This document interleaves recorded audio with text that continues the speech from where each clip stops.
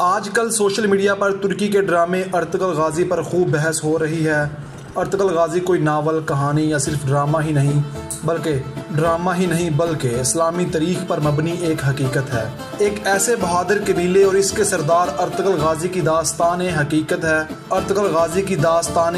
ہے جس نے ہمیں حقیقی اسلامی قدروں سے روشناس کروانے اور ہماری تاریخ اجاگر کرنے میں مدد دی ہے۔ ارطغرل غازی کی کہانی دراصل اللہ کے مجاہد کی ہر وقت اور ہر گھڑی اپنے اللہ پر یقین اور بھروسے کی داستان ہے، جو ہمیں سکھاتی ہے کہ اللہ کے راستے میں ثابت قدم رہنے والوں اور اس کی ذات کاملہ پر یقین اور بھروسہ رکھنے والے اللہ کے بندوں کے حصے میں لازوال فتوحات اور بے مثال کامیابیاں لکھ دی جاتی ہیں۔ ارطغرل غازی کی داستان بھی ایک ایسے مجاہد کی عظیم داستان ہے جس نے اپنی تلوار کو ہمیشہ مظلوموں کی مدد اور انصاف کے تقاضے پورے کرنے کے لیے اسے نیام سے نکالا، اور پھر تقریباً 600 سال تک ترکوں کی تلواریں امت مسلمہ کی سربلندی اور تحفظ کے لیے اڑتی رہیں، جن کا مقصد صرف اور صرف اللہ تعالیٰ کی زمین پر اللہ تعالیٰ کے نظام کا قیام اور نفاذ تھا۔ ارطغرل غازی اور اس کے جانثاروں کی سب سے بڑی خاصیت یہ تھی کہ وہ نبی پاک صلی اللہ علیہ وسلم سے بے پناہ عقیدت و محبت رکھتے تھے، کسی بھی مشکل وقت میں مایوسی کا شکار ہوتے دکھائی نہیں دیتے تھے، بلکہ اللہ سے مدد مانگتے تھے۔ اپنے مقصد میں کامیاب ہونے، ظلم کے خلاف ڈٹ جانے اور کسی بھی مشکل سے نکلنے کے لیے اپنے ایمان کی قوت کا استعمال کرتے ہوئے اپنے اللہ سے اپنے قدموں کو اس کی راہ پر مضبوطی سے ڈٹے رہنے کی دعا کرتے تھے، کیونکہ جب مومن اللہ سے مدد مانگتا ہے تو وہ کبھی اس سے خالی ہاتھ نہیں لوٹاتا۔ یہ اللہ پر توکل ہی تھا کہ 313 مجاہدین غزوہ بدر میں 1000 مشرکین پر غالب آ گئے تھے۔ یہ ڈرامہ اللہ پر توکل کرنے کی اعلیٰ ترین مثال قائم کرنے کی تلقین کر رہا ہے۔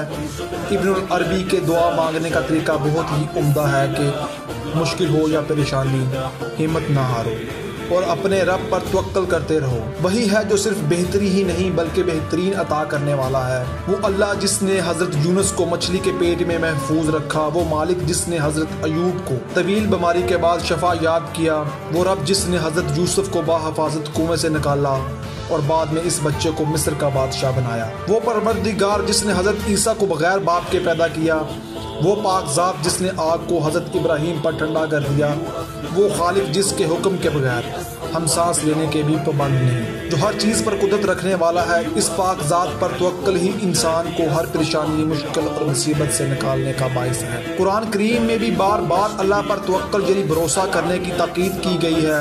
ارشاد باری تعالیٰ ہے کہ جب تم کسی کام کرنے کا عزم کر لو تو اللہ پر بھروسہ کرو۔ جو اللہ پر بھروسہ کرتا ہے اور اللہ اس کے لیے کافی ہو جاتا ہے، تم اس ذات پر بھروسہ کرو جو زندہ ہے، جسے کبھی موت نہیں آئے گی۔ ہمارے پیارے نبی صلی اللہ علیہ وسلم حضرت محمد نے بھی اللہ پر بھروسہ کرنے کی تلقین کی ہے۔ حضور پاک صلی اللہ علیہ وسلم نے ارشاد فرمایا، اگر تم اللہ پر توکل کرتے ہو جیسا کہ توکل کرنے کا حق ہوتا ہے تو اللہ تم کو ایسے رزق عطا فرماتے ہیں جیسے کہ پرندوں کو دیتا ہے کہ صبح سویرے خالی پیٹ نکلتے ہیں اور شام کو پیٹ بھر کر واپس لوٹتے ہیں۔ ارطغرل غازی اور اس کے ساتھیوں کا اللہ پر یقین ہی انہیں ہر مصیبت سے بچانے اور راستے بنانے کی وجہ تھا۔ اگر آپ ڈرامے پر غور کریں تو آپ کو پتہ چلے گا کہ انہیں جو بھی اسباب مہیا تھے انہوں نے اسے اختیار کرتے ہوئے اپنے اللہ پر بھروسہ کیا اور ہر مشکل اور آزمائش میں سرخرو ہوتے گئے۔ کہاوت مشہور ہے کہ ہیلا کرو تو وسیلہ بنتا ہے۔